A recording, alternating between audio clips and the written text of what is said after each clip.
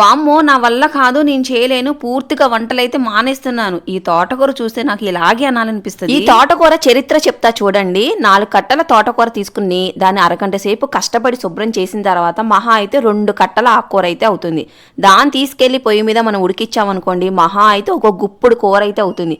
దీనికోసం ఇంత కష్టపడాలా? ఒకప్పుడు మేము ఈ తోటకూరని ఇంట్లో పూర్తిగా బ్యాన్ చేసేసాను 1 సంవత్సరం పాటు. అసలు ఎందుకో తెలుసా? అప్పుడైతే చాలా మంది చెప్పారనమాట, ఈ తోటకూరని ఈ డ్రైనేజెస్ పక్కన ఎక్కువగా పెంచుతూ ఉంటారు, అందుట్లో మళ్ళీ ఆ పెంచిన ఆ తోటకూరను కూడా మళ్ళీ తీసుకున్న తర్వాత ఆ కట్టల్ని చేసి మళ్ళీ అదే నీళ్ళల్లో ముంచి లేపుతారు. అందుకే ఈ తోటకూరని తినటం పూర్తిగా అయితే మానేసాము. కొన్నాళ్ళైన తర్వాత మళ్ళీ దీని గురించి ఇంకొక న్యూస్ అయితే విన్నాము. అలా డ్రైనేజీల పక్కన ఎవ్వరు పెంచరు, కాకపోతే తోటకూర పెంచడానికి వాటర్ అనేది ఎక్కువ కావాలి కాబట్టి వాటర్ అనేది దీనికి ఎక్కువగా పడుతూ ఉంటారు, అంతే తప్ప ఓన్లీ డ్రైనేజీల పక్కనే తోటకూరని అయితే పెంచరు అని చెప్పి తర్వాత తెలిసింది. ఇంకా అప్పటి నుంచి అయితే తోటకూర తినడం అయితే స్టార్ట్ చేసాము. కానీ ఈ రోజు తోటకూరని అయితే పప్పులో వేయకుండా పెసరపప్పు ఉన్న తోటకూర వండాను, కానీ అది కాస్త కొంచెం పప్పు అయితే ఎక్కువైపోయింది. ఈ కర్రీని నా స్టైల్లో కొంచెం మసాలా వేసి అయితే చేశాను. కర్రీ అయితే